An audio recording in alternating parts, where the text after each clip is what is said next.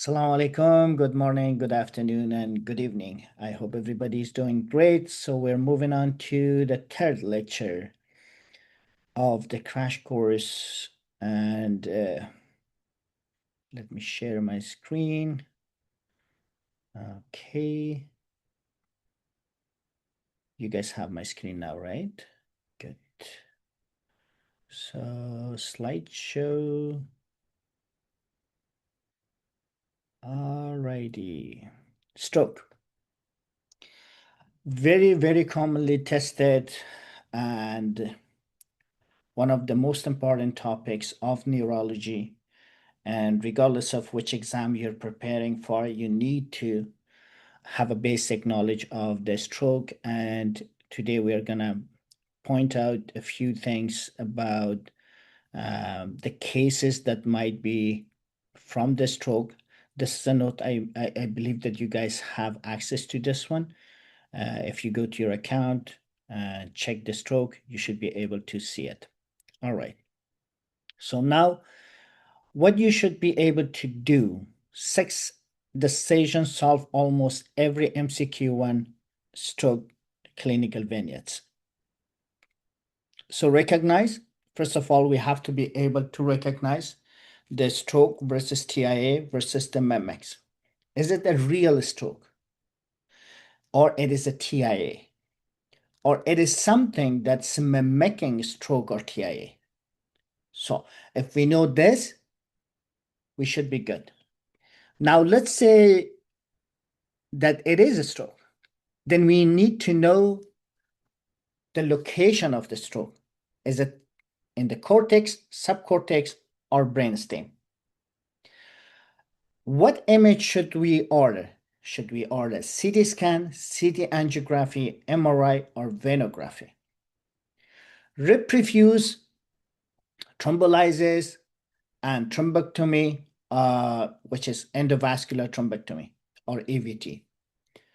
Stabilize the patient, check for the blood pressure, stabilize the blood pressure, check for the swallowing, glucose, and also check for the fever.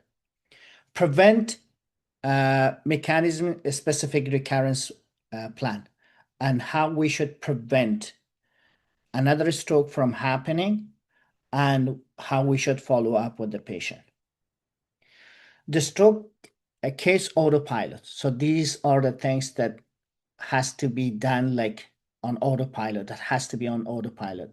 Like the time, these are the things that we need to, for example, like make it our habit that if you're suspecting any stroke, these are the things that we have to apply it automatically. Like the time, last non-well. Last non-well, what does it mean? It means when was the last time that the patient was active before the stroke happened, or when was the last time that the patient was seen being a normal person or before the stroke happened. Was it like 10 minutes ago? Was it 1 hour ago? So we need to know the duration, because based on this duration, we can decide which treatment should we start with. Glucose, the reason we are checking for the glucose because hypoglycemia is mimicking the TIA and the stroke, right? And seizure. So anything that mimics a stroke or TIA, we have to check for that. And then localize deficit and vessels, CT angiography, bleed, if the patient is bleeding, level of consciousness, large vessel occlusion, and treat. Do we have to do the lysis, thrombectomy, or intracranial hemorrhage is ongoing.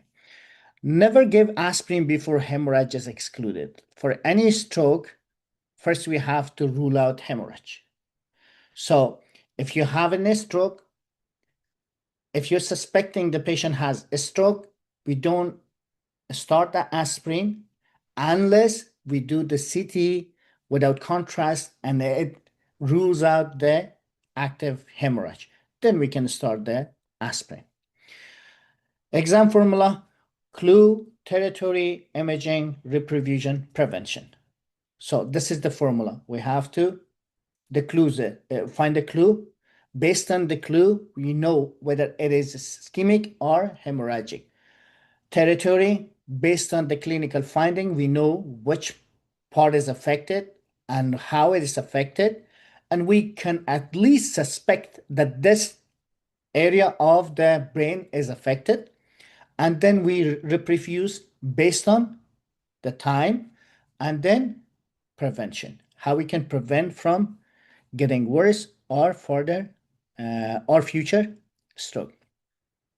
A stroke is tissue injury. TIA is tissue negative. So tissue injury negative.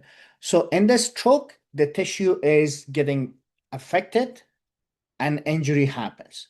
But TIA, there is a transit blockage, so the tissue is not injured or dies out. Okay. So ischemic stroke, arterial occlusion causes infarction. About 80% of the stroke is ischemic stroke. 80%. Thrombotic, emboli, lacunar, or hypoperfusion. Hemorrhagic, bleeding into brain tissue or subarachnoid space. About 20% of the stroke. So 80% is ischemic, so it means if you have 100 patients with a stroke, 80 of them will be having ischemic stroke, and 20% of them will be hemorrhagic. And the patient with the hemorrhagic is usually hypertensive, CAA, vascular lesion, or on anticoagulation or blood thinner. TIA. It's a transient focal ischemia dysfunction with no acute infarction or imaging or no acute tissue damage. Symptoms may last minutes or longer than 1 hour. Transient painless monocular vision loss, retinal TIA, urgent carotid, or stroke evaluation. So if the patient says that I lost vision on my right eye, it is like a curtain is coming down and now it's okay, I can see everything. So it is retinal TIA.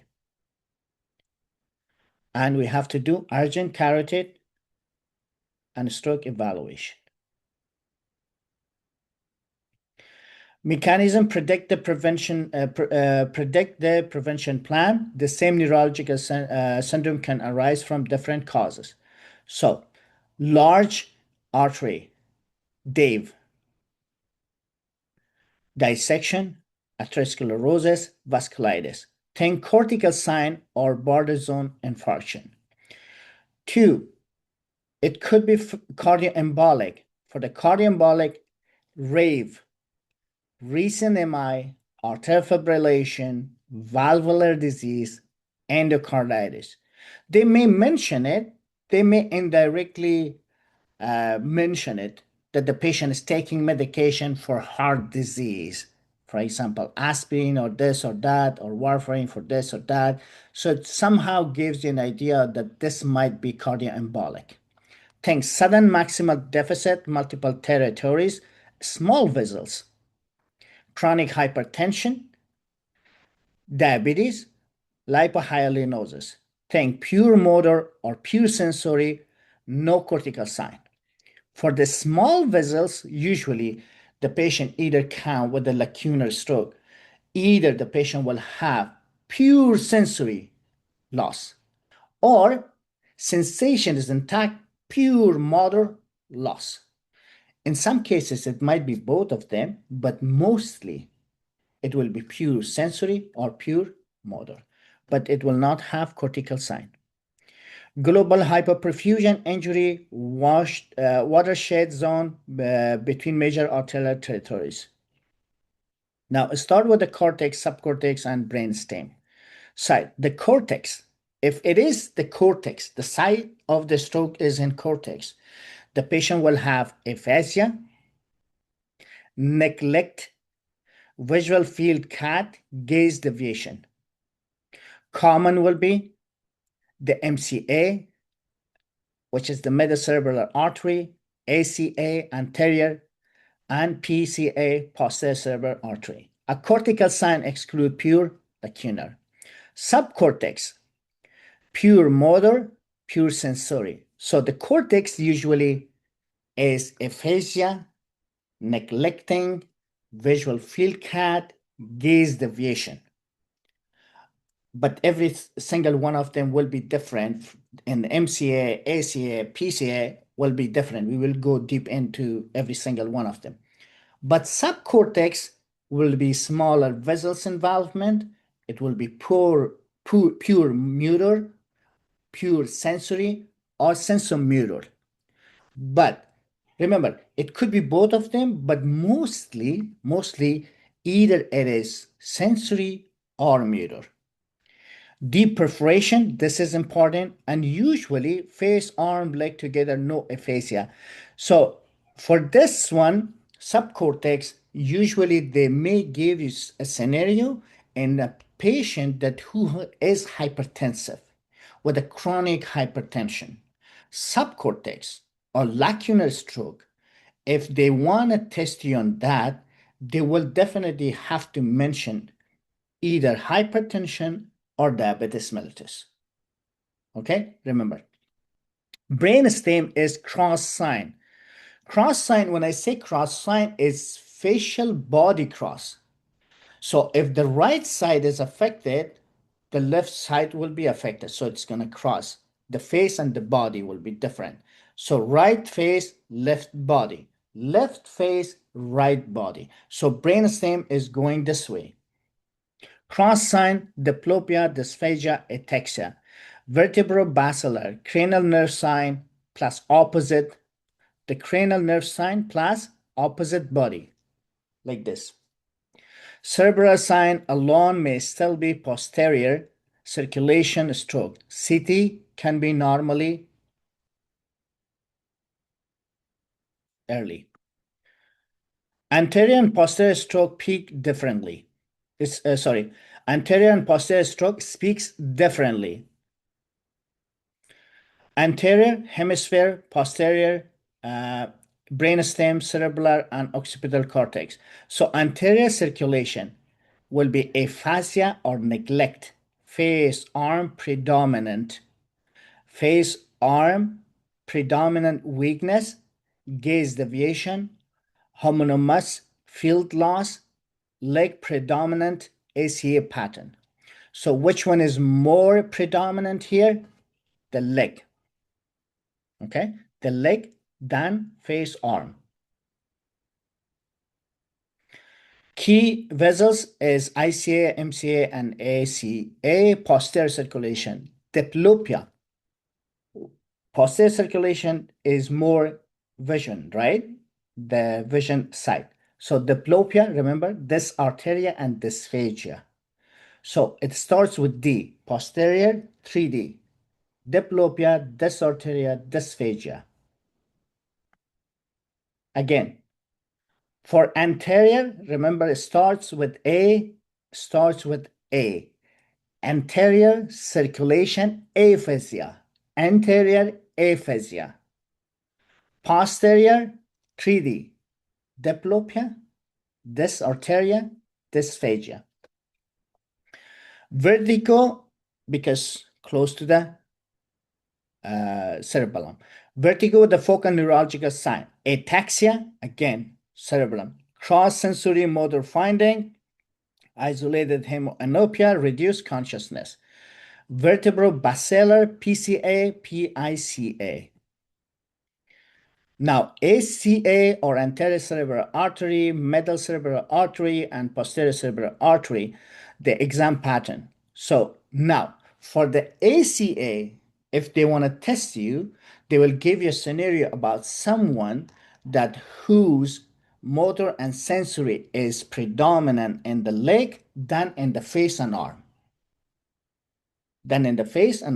So if somebody who has weakness and sensory deficit on the lower part, on the limbs, lower limbs, than upper limbs and face, think about ACA.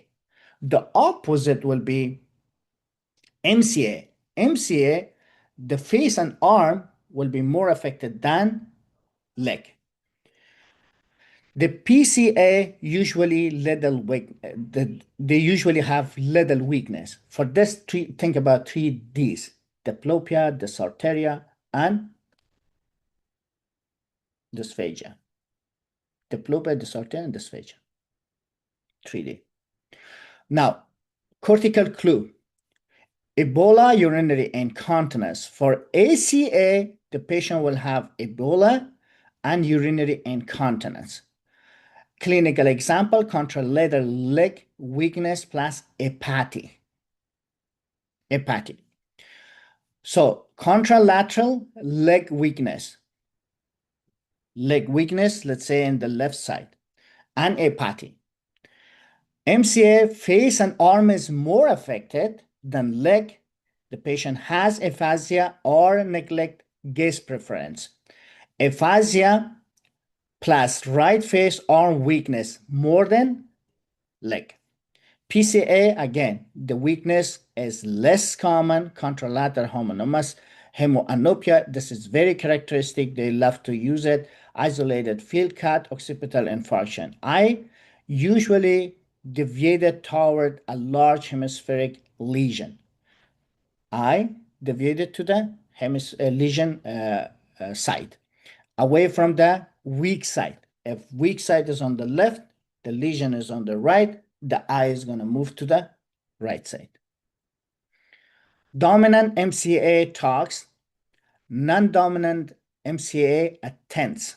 So dominant talks, non-dominant attends. What does it mean? Dominant hemisphere usually left hemisphere, dominant usually left hemisphere, aphasia. Aphasia, right face, arm weakness, right homonymous hemianopia, trapezoarteria is impaired, articulation, face aphasia is impaired language. Now, non-dominant, usually right side. So dominant is left side, non-dominant is right hemisphere. It attends. Why it says it attends? Left neglect. So if it is right side, what happened? The patient completely ignored the left side. Like the patient starts shaving the right side, but does not recognize the left side of his face. He's not shaving the left side. Anoso, Anosogonosia, left face arm weakness, left homonymous hemianopia. So this is right, this is left. This one is left hemisphere, but right homonymous hemianopia. This one is right, but left homonymous hemianopia. Trap. Neglect is not the primary visual field. The low NIH, this is the National Institute, plus severe aphasia plus or hemianopia can still be disabling.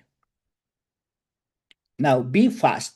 Broaden recognition beyond hemiparesis. Posterior circulation disease may present with the balance or eye symptoms. So be fast is a mnemonic. When you're facing with hemiparesis, balance, B stands for balance, sudden ataxia. EI, vision loss, diplopia. F, face, facial drop. A, arm, unilateral weakness. S, speech, aphasia, or dysarthria. And the T is the time, activate stroke code. It means depending on the time, what do you want to do? Do you want to go for thrombolysis or thrombectomy? Posterior stroke can be severe despite the low NIH or National Institute of Health stroke scale.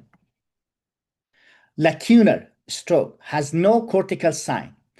For the lacunar, what I can tell you guys, lacunar stroke, if they want to test you, remember in the scenario, they have to mention either hypertension, very, very high hypertension, or chronic hypertension, or diabetes mellitus. Okay, these two will be, one of them will be positive, not both of them at the same time, but maybe just to make it more specific, they may mention both of them, but either or will be positive for the lacunar if they want to test you on this one. Another thing to remember about lacunar stroke is either pure motor or pure sensory, or it is sensor motor. But the chance of sensor motor to test you on that is slim.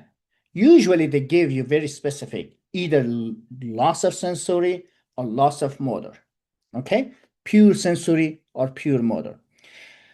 So face, arm plus leg weakness. So if it is pure, the face, the arm, the leg will lose the motor ability. So it means there will be weakness in the face, in the arm, and the leg. Intracapsule and pons is the characteristic location. No aphasia or field cut because it doesn't have cortical sign. And aphasia is the cortical sign, right? Pure sensory. If it is pure sensory, the patient will lose sensation in the face, in the arm, and the leg. So they will give you a scenario about someone that who has hypertension for a long period of time and the patient is not compliant with antihypertensive medication. Now the patient cannot feel like face, arm, and leg, or the patient has numbness, just numbness on the face, on the arm, and leg. So if you know it's a pure sensory deficit, think about lacunar stroke, secondary to or as due to hypertension or vascular issue or diabetes. Ventral thalamus, remember, if it is pure sensory, if it is motor, remember, they may ask you, if it is pure motor, where is the site? The site is intercapsule or pons.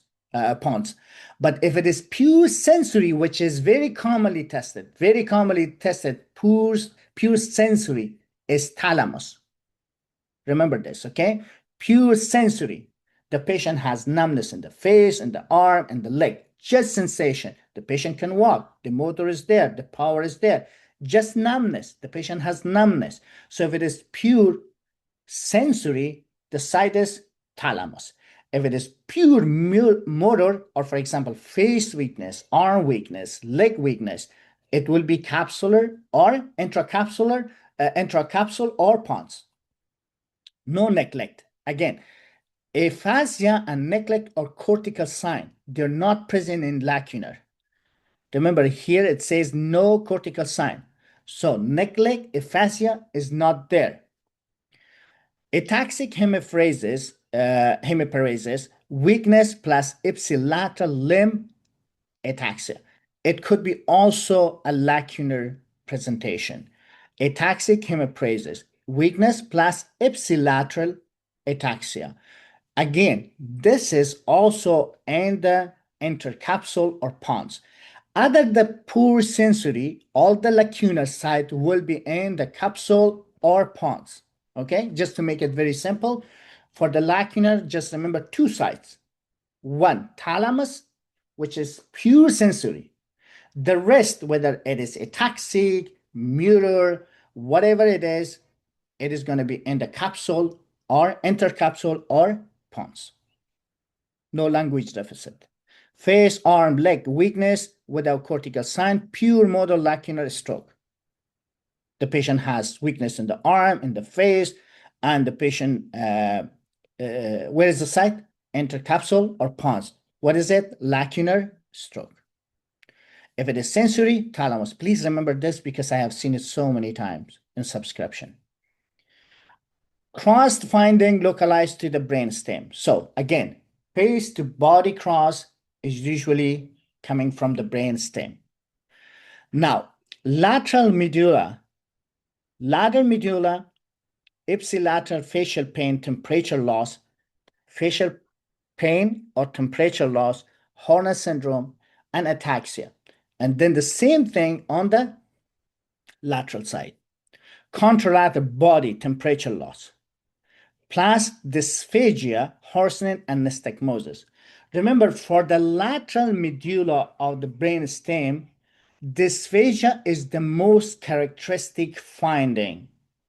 On top of hoarseness, nystagmosis, facial pain, temperature loss, Horner syndrome, ataxia, body pain, temperature loss. On top of all of them, the characteristic finding of lateral medulla is dysphagia. That's why I made it red. And there might be a question. Okay. Now, medial medulla, contralateral hemiparesis, contralateral loss of vibration, proprioception, ipsilateral tongue weakness, face usual spared. In medial medulla, face usually is spared. The face is spared. So other than face, the rest of the body, the contralateral part or ipsilateral could be affected. Tongue weaknesses, ipsilateral. If the problem is on the right side, ipsilateral tongue will be affected, but the face is not affected, only the tongue, which is cranial nerve 12. So that will be deviated toward to the affected side, ipsilateral, okay? And then the contralateral weakness, vibration loss, proprioception loss on the affected side, contralateral side. But the face will be spared on the medial medulla. Mnemonic is the M3 or 3M. We will discuss it in the next slide. Ventral pons, we call it locked-in syndrome. Consciousness preserved, the patient is completely conscious. Consciousness is preserved, quadriplegic, anarteria, vertical, eye movement, blinking preserved. So it means the patient is completely conscious but cannot move. Anarteria, cannot talk. The tongue is not moving, the body is not moving, but the patient is fully conscious. Eye is moving, and the vertical eye movement is intact. Blinking is preserved. So most likely, if they want to test you on ventral pons, they will give you scenario about someone who is quadriplegic, cannot move, cannot talk, but the eye is moving. Or they may ask you which one of the following functional will be preserved: vertical eye movement, blinking. Okay? And that's why I made it red and made it bold. So whatever you see red, it means this is going to be in the exam. Now, medial medullary syndrome, remember the 3M. The 3M. The first one is motor. Corticospinal tract, contralateral hemiparesis, face usually spared. For the medial medullary, again, the contralateral weakness, proprioception, vibration will be lost. Face will be spared. The ipsilateral side, tongue will be affected and will be deviated to the right, to the affected side, whether it is left or right. Then medial lemniscus, contralateral loss of vibration, contralateral loss of proprioception, which I did mention it before. And the last motor tongue, the ipsilateral cranial nerve 12 weakness, tongue deviation toward the lesion. So the lesion is here, face is spared, the tongue on the affected side will be affected and will be deviated, pointing toward to the right side. Then the left side will have weakness. Vibration will be lost. Proprioception will be lost on the left side.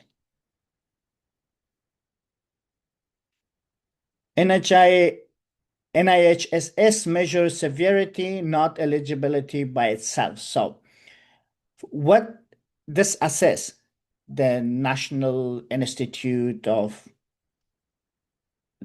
Stroke Scale, consciousness, gaze, visual field, facial movement, arm and leg motor, ataxia, sensation, language, dysarthria, neglect. So you don't have to do this because you don't do it. It is done by the nurses, so you don't have to worry. The score ranges between 0 to 42, highest score, greater neurological deficit. So the normal, the score ranges between 0 to 42. If the patient gets more number than 42, obviously, or the higher number, the more neurological deficit.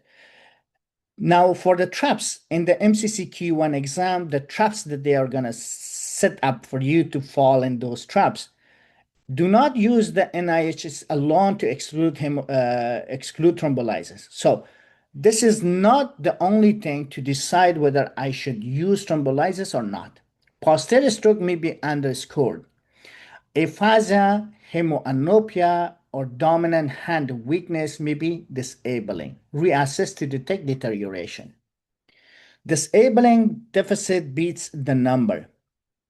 A low NIHSS score does not automatically mean a minor stroke. If the deficit would seriously impair daily life or work, such as severe aphasia, disabling hand weakness, significant visual loss, or inability to walk, the patient may qualify for thrombolysis. So it means only based on NIHSS, I cannot decide whether I should stop or should not start the thrombolysis. Okay, come on, move. I can't see it.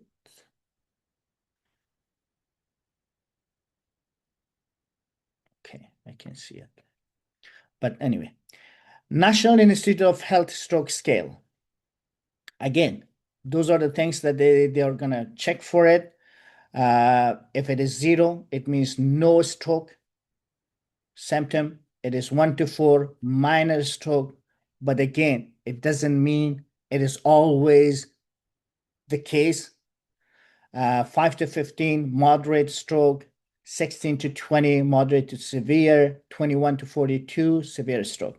So the higher the number, the serious it is. What else should we know here?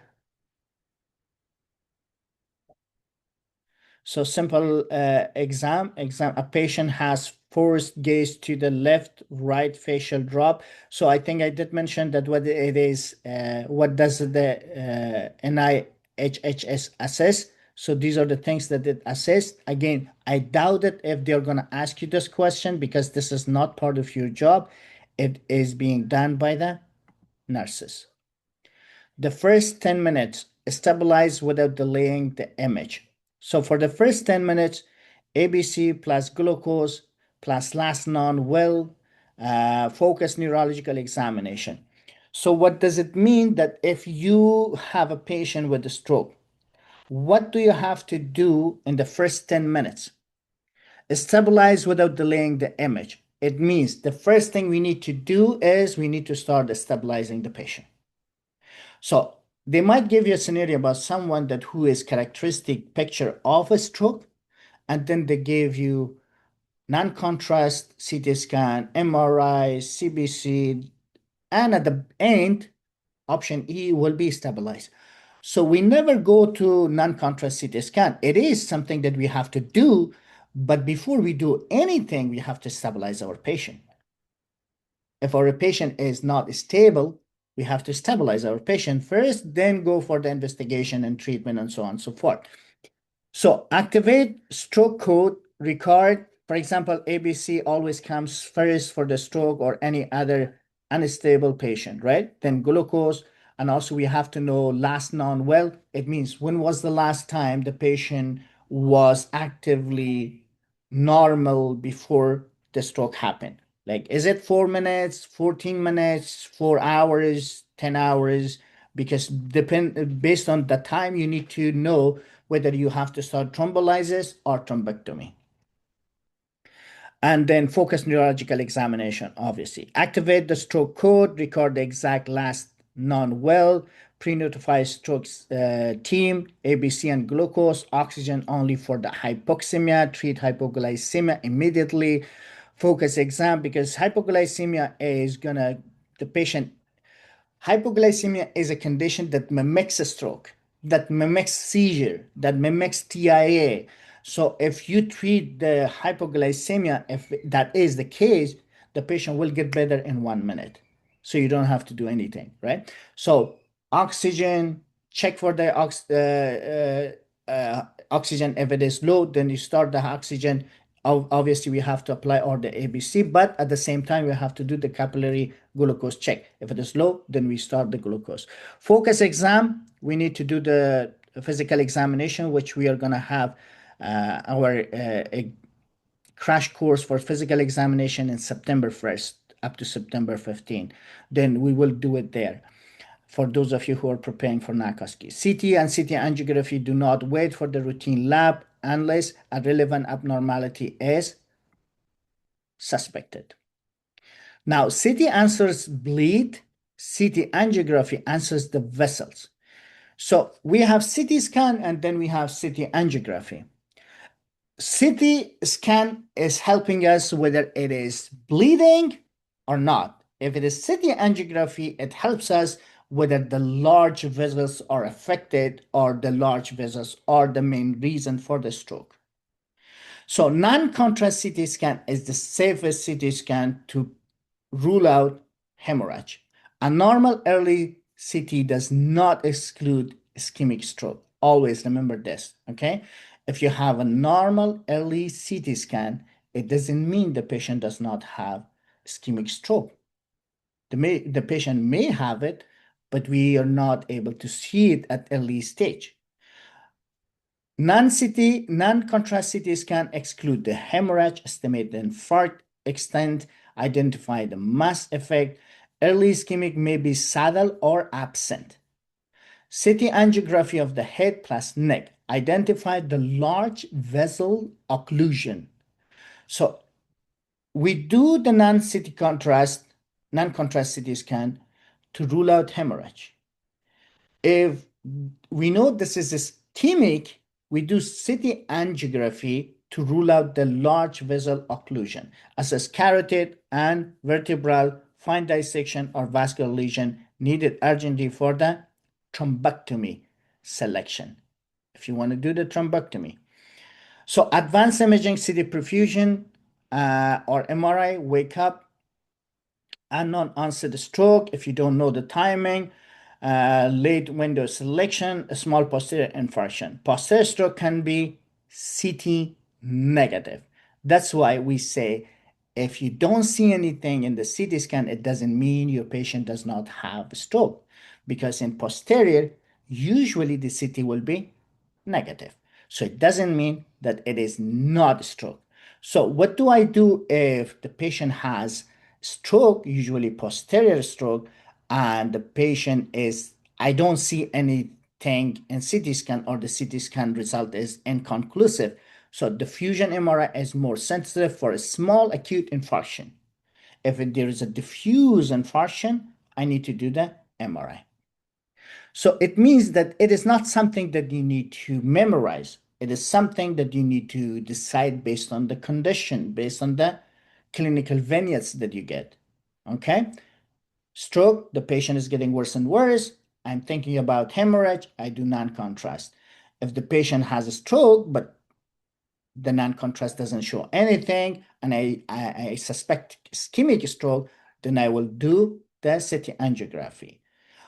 Or if the patient has CT negative and the patient has posterior stroke, I will do the MRI to see diffuse infarction throughout all over the brain. All right. So non-contrast, first test in a suspected acute stroke. When do we do this? It is the first test or the first imaging.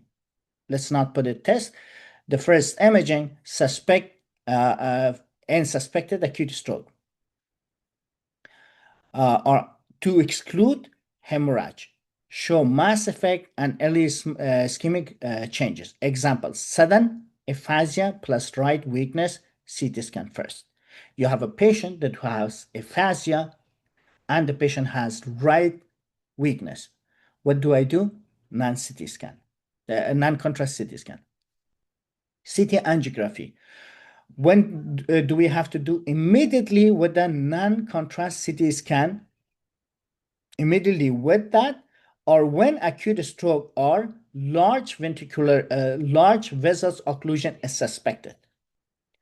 Usually we do it when it is suspected. The large vessel occlusion is suspected. Fine arterial occlusion or stenosis, guide thrombectomy. So it helps us to guide thrombectomy. Probably there will be a case, which I just remember that there was a case in a subscription that the patient has a stroke, very highly suspected ischemic stroke. The non-contrast CT scan is negative, and the patient is 18 hours since the stroke started. So 18 hours, the patient is supposed to be, the thrombectomy is supposed to be done for the patient. But before we do the thrombectomy, what do we need to do? It is CT angiography. Okay. So it helps with the thrombectomy. Gaze deviation plus dense hemiplegia proximal MCA occlusion. Now, CT perfusion or CTP, when selected or wake up unknown onset or late window stroke. Let's say there is a stroke patient. When you say, when was the last time the patient was well? Or when the stroke happened? They say, I don't know. I just found him unconscious and brought him here. When was the last time you met him? Like, I don't know, 2, 3 days ago. So nothing is clear that when was the patient normal and when the stroke happened. For this patient, we do CT perfusion.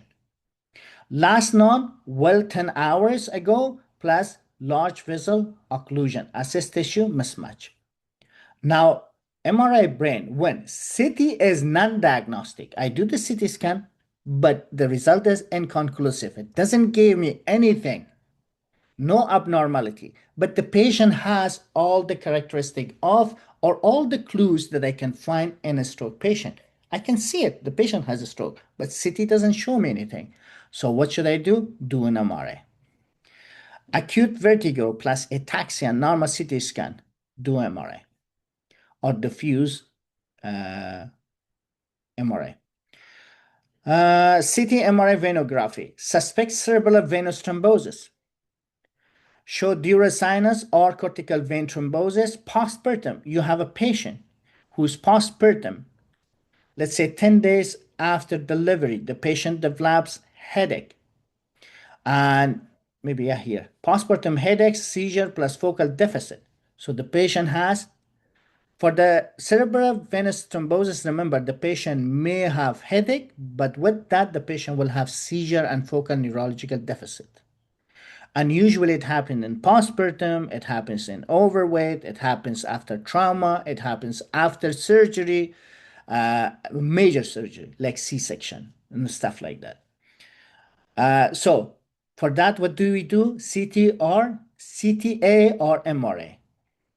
CT angiography or MR venography? CTV, sorry, CTV or MRV?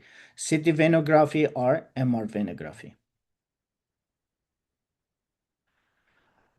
And catheter angiography, when selected case after specialist review, define a AVM or arteriovenous malformation, aneurysm, or occlude vascular lesion, enable treatment. So usually catheter angiography is used if you're suspecting a malformation or a structural abnormality. Let's say you have a stroke in a very young patient. We never have a stroke in very young patient unless the patient is overdosing or unless the patient is having an incident or a trauma. So other than that, the patient should not have a stroke at age of 25, right? So if the patient has a stroke at age of 25, it raises the concern about the structure or abnormality, anatomical abnormality of the brain and vessels. So in that case, I will do catheter angiography to see if there is any aneurysm, or most likely in young generation, it will be arteriovenal malformation. Arteriovenal malformation. So for that young patient with the sign and symptom of stroke, I will prefer to do the catheter angiography. I'm running out of charge. Let me put this in the chart. Not me, my iPad. Okay. Thrombolysis, disabling ischemic stroke within 4.5 hours, 4.5 hours. So Thrombolysis is if they want to test you, which they usually test you, they need you or expect you to know that when are you going for the thrombolysis. Treatment can begin within 4.5 hours onset of the last non-well. It means the stroke happened within this window of 4.5 hours, you have to start the thrombolysis. And blood pressure, remember, for acute ischemic stroke, deficit is disabling. Treatment can begin within 4.5 hours of the onset. No intracranial hemorrhage. Blood pressure can be reduced to below 185 to 110. So for the ischemic stroke, we keep the blood pressure higher, not like hemorrhagic. For the hemorrhagic, we keep it between 140 to 160. But with this one, we keep it a little bit higher, not above 185, but less than 185. The reason we keep it high is to compensate for that stenosis to supply the brain before it dies out. Okay? Benefit is the compatibility with the baseline function and goals of the care. Remember, the blood pressure for the hemorrhagic and for the ischemic stroke are different.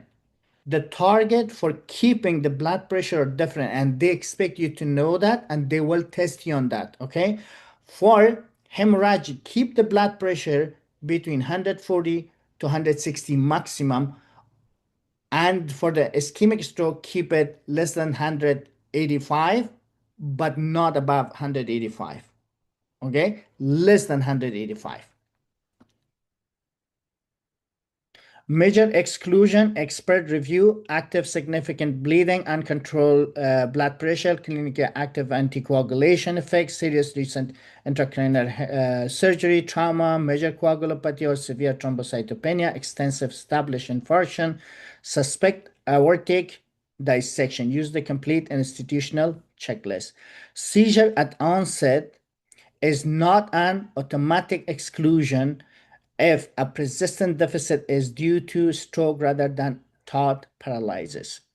So thought paralysis, we just did seizure that usually happen after seizure, and usually as the time goes on, the patient has to start improving and the patient should come back to its normal health within 3 to 36 hours. But if it is a stroke, even after seizure, if the stroke happens, usually the patient is not only improving, the patient is getting worse and worse and worse. Okay? Thought paralyzed, the patient gets better. In stroke, the patient gets worse. Altiplace and Tiniquiplace, know the exam distinction. So feature, administration, they're not going to ask you about the dosage. So practical clues, bolus plus infusion. This one you use single bolus. This is bolus plus infusion. For this one, if they ask you if they give you this one, obviously it's going to be single bolus, and this one will be bolus infusion. After treatment, monitor closely for 24 hours. This might be an exam that you have to monitor closely for 24 hours. Urgent CT for deterioration, obviously.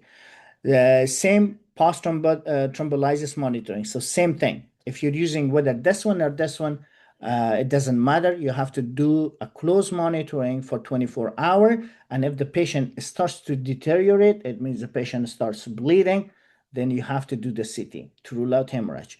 No antiplatelet or anticoagulation for 24 hours. If you are using this, no antiplatelet or anticoagulation for 24 hours. For 24 hours, just monitor. Just monitor, no antiplatelet, no anticoagulation. Repeat brain image first before starting the antiplatelet or anticoagulation. Thrombotic selection is patient plus symptom plus occlusion plus tissue. So patient, for which patient? Adult, baseline function and goals, frailty and comorbidity. So which symptom the patient should have for thrombotic? Disabling, often if the score is about 5, last none is less than 24 hour, but more than 4.5 hour. If it is more than 4.5 hour, but less than 24 hours.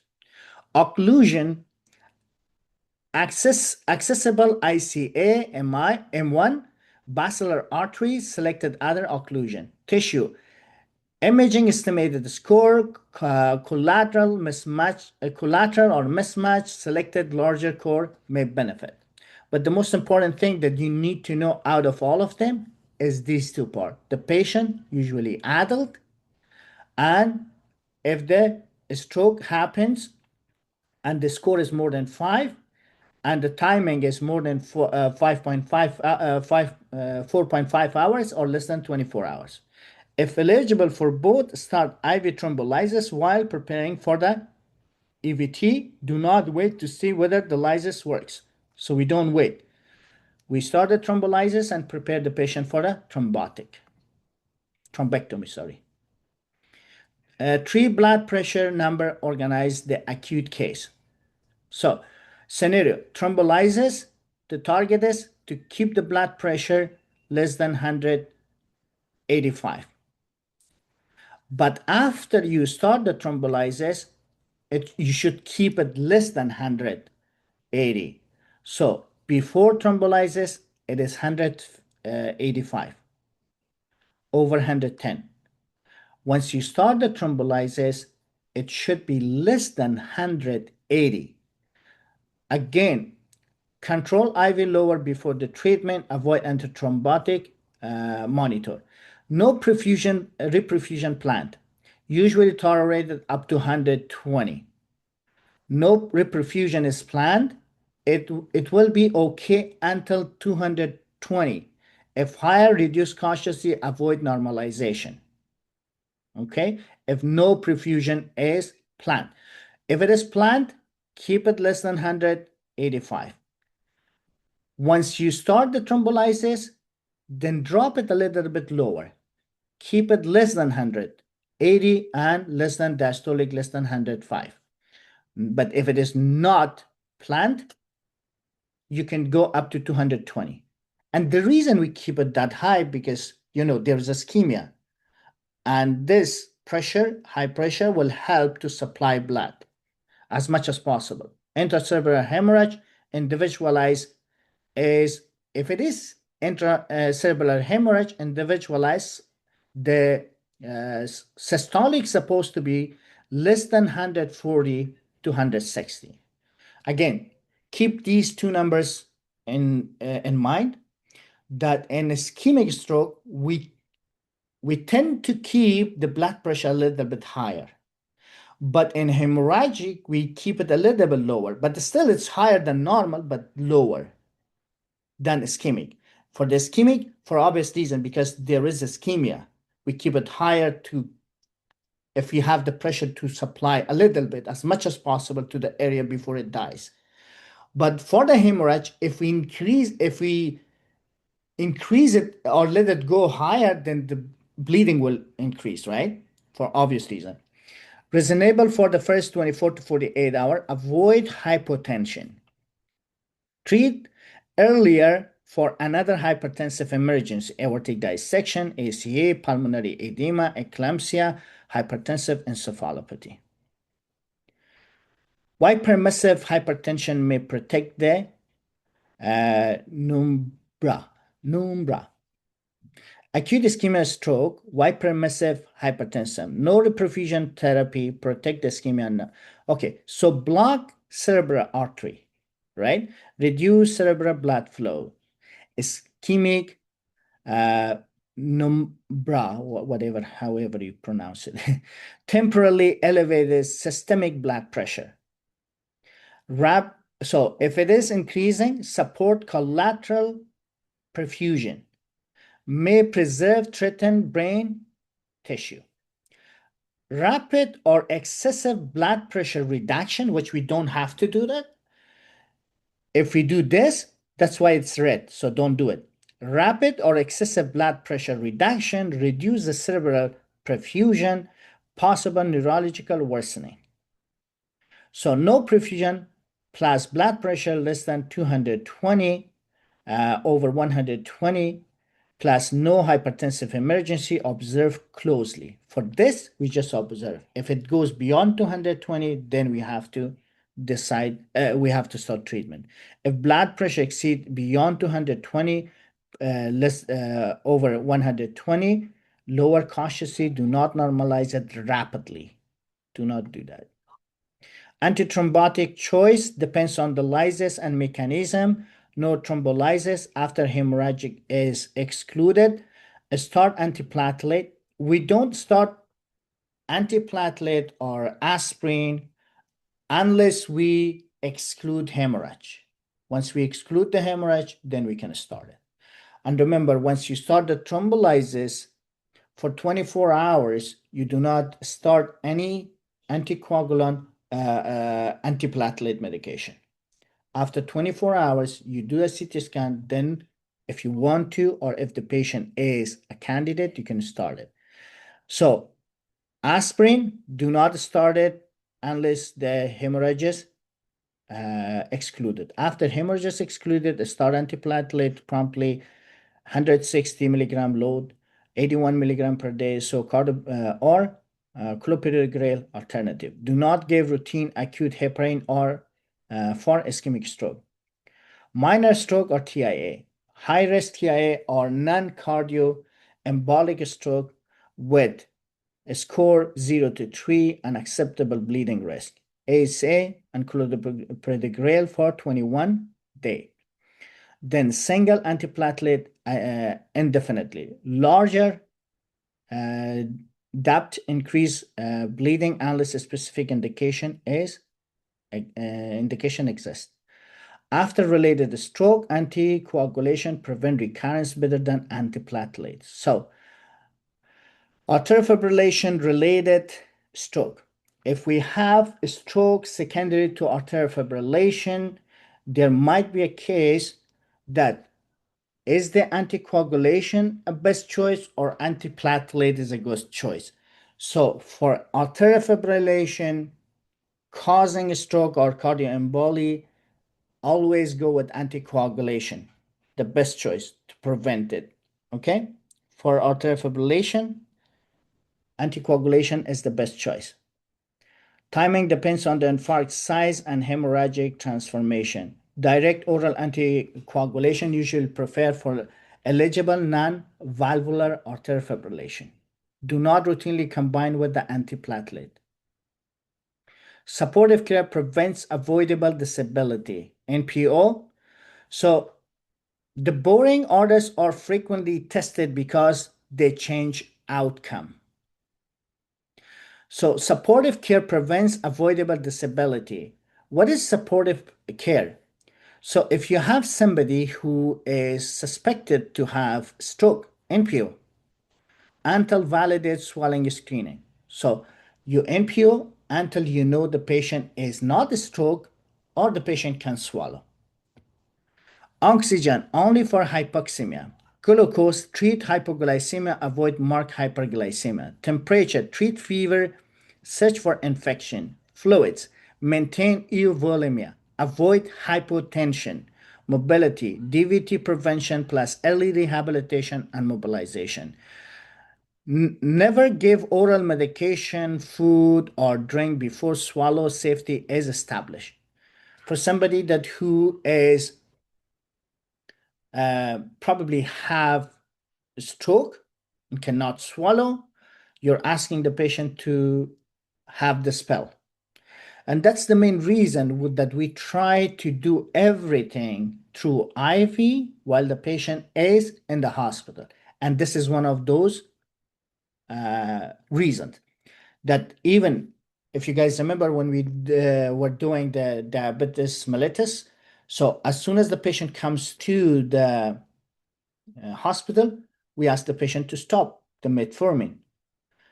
Why? Because sometimes while the patient is in hospital, we can do everything IV or we can do everything through IM. which saves us time. And also, if anything happens, like a stroke or something that the patient cannot swallow, we're not going to be in trouble. And the patient is not going to be in trouble. And this, on top of that, when the patient is in the hospital, the kidneys, due to too many medication, will be under a lot of stress. And some of the medication, like metformin, will affect the functionality of the kidney. Hemorrhage location points to the cause. Deep is usually deep. Remember, deep is usually hypertensive, lobar in the older adults, suggests the CAA. So deep is the smaller vessels, lacunar stroke in hypertensive and diabetic patient. Okay, so deep hemorrhage, basilar ganglia, thalamus, pons, cerebellum, chronic hypertension. Exam clue, long-standing hypertension. Again, if they want to test you on this one, they will definitely give you a scenario about somebody that who has like years of hypertension, or somebody that who is not even taking care of the hypertension, not compliance with the medication, or he has, for some reason, he has very high blood pressure for a very long time.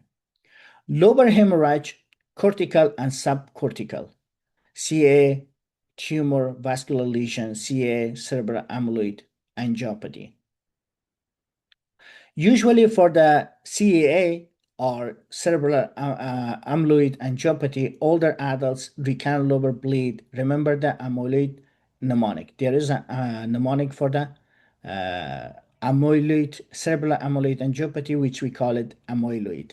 I will show you. Atypical young, unusual site, subarachnoid component, uh, arteriovenous malformation, which we have to do the catheter angiography, aneurysm, venous thrombosis, which we have to do the CT venography or MR venography.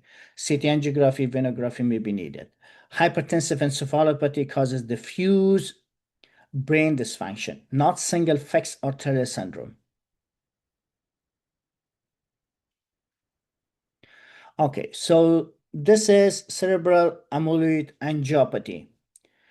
For this, there is a mnemonic that I made for it, which is called amyloid. Amyloid. Amyloid, A stands for age. Usually, if they want to test you on CAA or cerebral amyloid angiopathy, they will give you a scenario about someone that who is above 50. So remember, A for age more than 50. M, microbleeds or lower. Y, yielding fragile cortical vessels. L, lobar hemorrhage. O, often recurrent stroke. So out of all of them, if it is very hard for you, just remember the A and recurrent, often recurrent hemorrhage or bleeding. And investigate the GRE, SWR, MRI. D, decide anti-thrombotic individually. Okay. Right. So what else? Older patient plus recurrent lobar hemorrhage, strictly lobar microbleed, is cerebral amyloid angiopathy. Over 50. So let's say they give you somebody with that age of 55, and then recurrent hemorrhage. In the scenario they mentioned, this is the third or fourth time the patient is having a lobar hemorrhage. So if it is recurrent over 50, it is more likely to be cerebral amyloid angiopathy. Acute intracranial hemorrhage, reverse, control, monitor, escalate. Stabilize, obviously, for any stroke, stabilization comes always first. Then reverse. If it is intracranial hemorrhage, what caused the hemorrhage? Was it a trauma? Was it anticoagulation or blood thinner? What was it? If it is anticoagulation, obviously we stop it. If it is blood thinner, we stop it, right? Reverse immediately based on the agent. Control blood pressure. Individualized systolic blood pressure for the hemorrhagic supposed to be kept less than 140 over 160. But for ischemic, we keep it 185 over 110 before we start thrombolysis. Once we start thrombolysis, we come a little bit down, not too much, less than 180 over 105. Okay?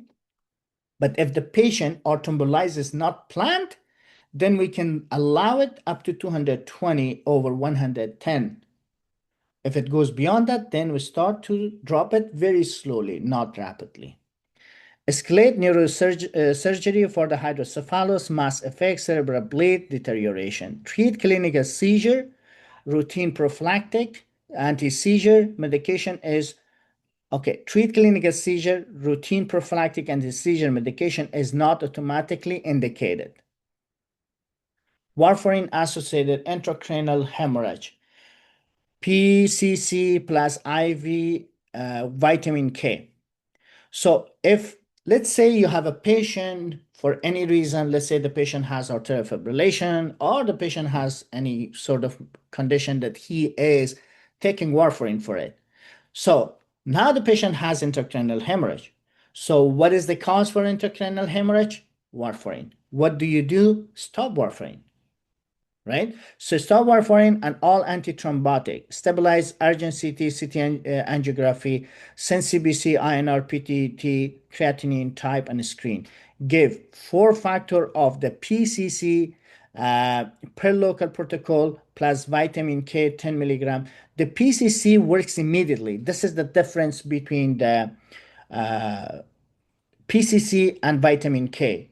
Vitamin K is good for bleeding, which does not require urgent attention or urgent stoppage of the bleeding. But intracranial hemorrhage is something that requires urgent stoppage. So for that, the PCC is the first choice because it works immediately. Vitamin K maintains the reversal. So recheck INR and neurologic status, repeat the imaging, control blood pressure, and obtain urgent specialist assessment. The PCC is thrombin complex concentration. So this is the algorithm, how you can start it. I think you guys have it in the notes. Cerebral amyloid angiopathy, older adult plus recurrent lobar hemorrhage. This is what you need to remember. Older recurrent lobar hemorrhage. Usually when we say older, about 50. Intracranial hemorrhage and contrast deep microbleeding, hypertensive arteriopathy. Note the GRE and SWI are two types of brain MRI. These are the type of MRI scan used to spot the tiny old brain bleeds. Okay, these are the type of the MRI that spots and finds the tiny old brain bleeds. Do not automatically label recurrent spreading amyloid spells as TIA and prescribe aspirin. So if you have recurrent, it doesn't mean it is TIA and start just giving the patient aspirin because it will make it worse. So we need to do the MRI. I think we have done this.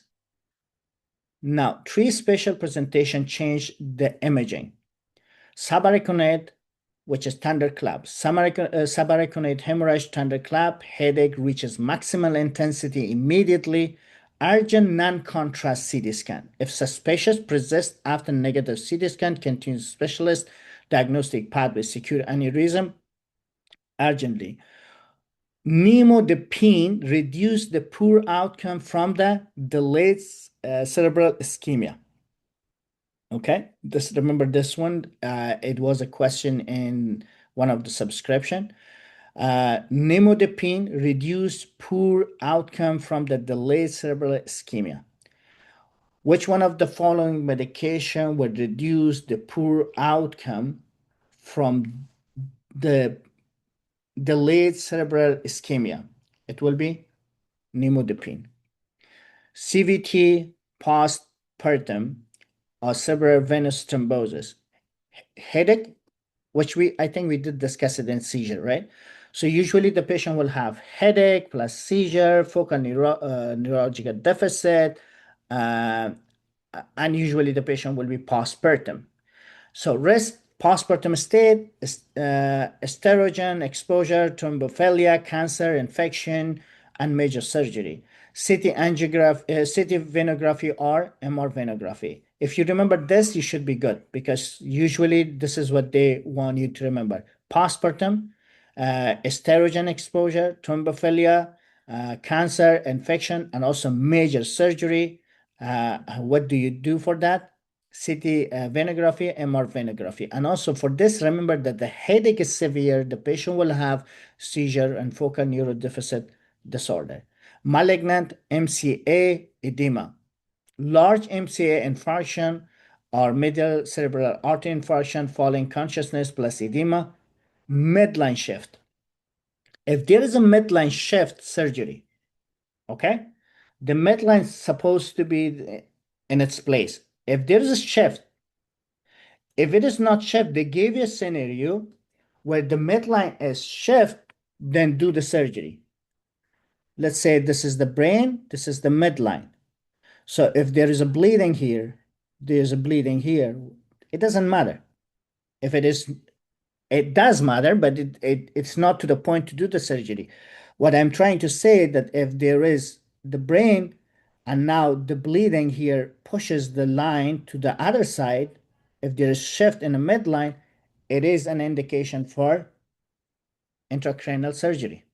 It means you have to do surgery to evacuate the blood. Before discharge, explain why the stroke happens. Large artery, the question, is it the large artery? Is it cardioembolic? Structure heart source, risk profile. So the question says, is it large artery?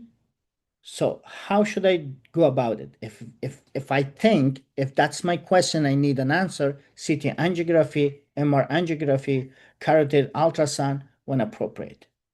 CEA, stent or intensive medical care or carotid endarterectomy based on the stenosis, right? If it is above 70.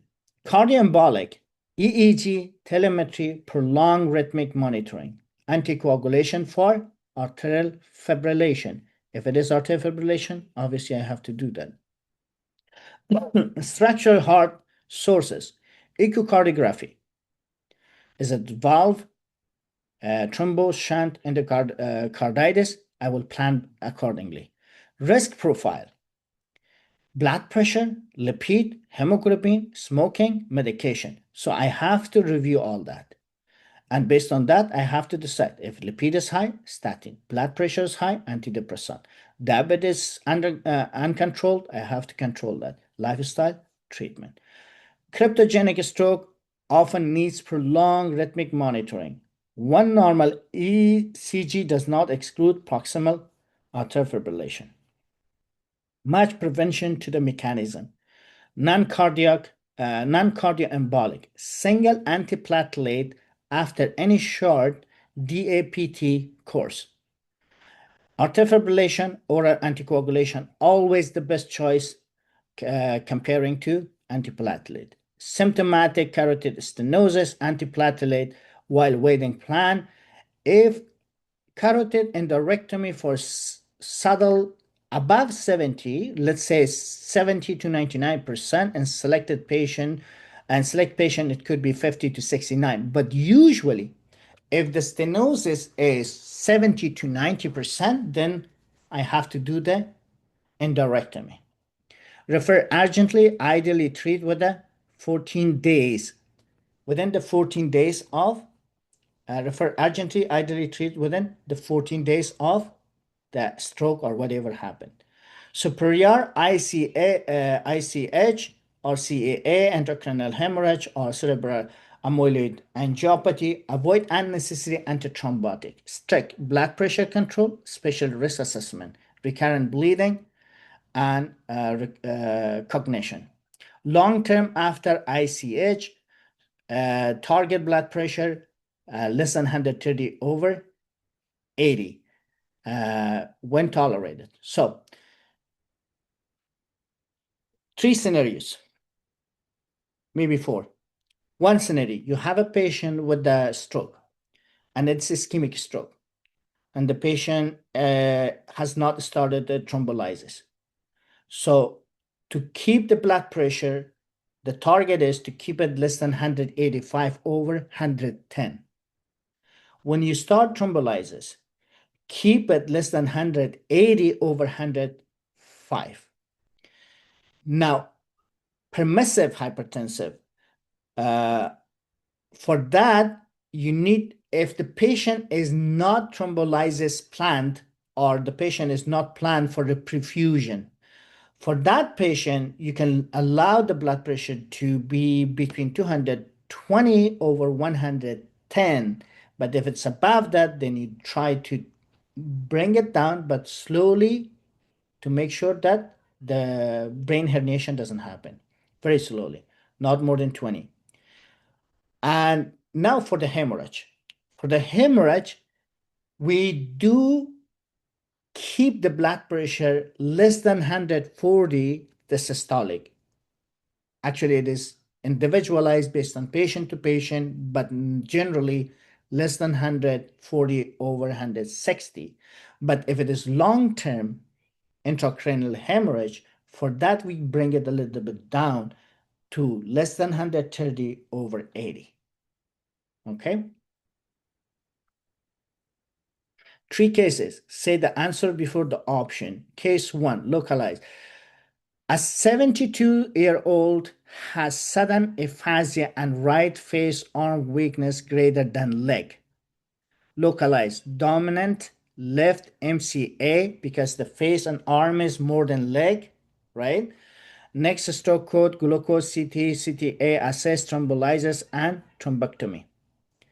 Now, case 2, a 58-year-old has vertigo, hoarseness, dysphagia. Dysphagia is very common in lateral, right? Ipsilateral Horner syndrome, and collateral body pain and temperature loss. So cross, right? Diagnose lateral medulla. Why? Dysphagia is very characteristic of lateral medulla. Normal CT does not end the evaluation. Case number 3, a patient treated with thrombolysis suddenly worsened with a headache and vomiting. What happened? The patient starts bleeding.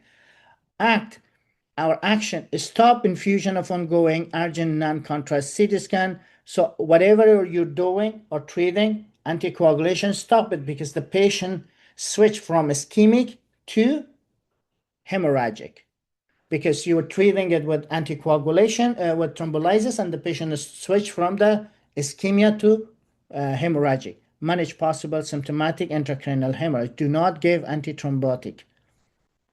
So these are the short notes of the entire lecture. Okay. I think I did explain every single one of them.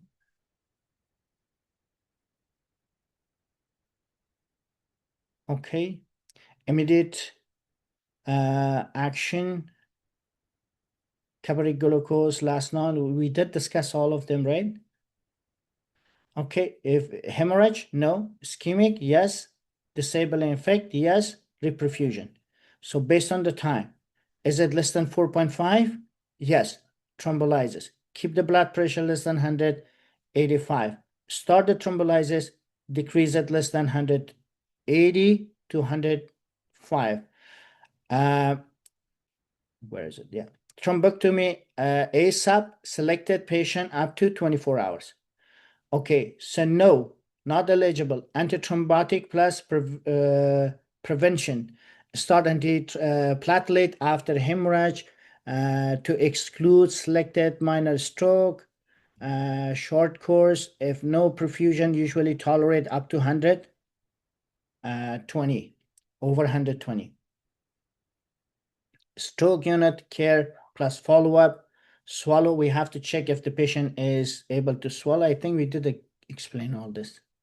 And thank you very much.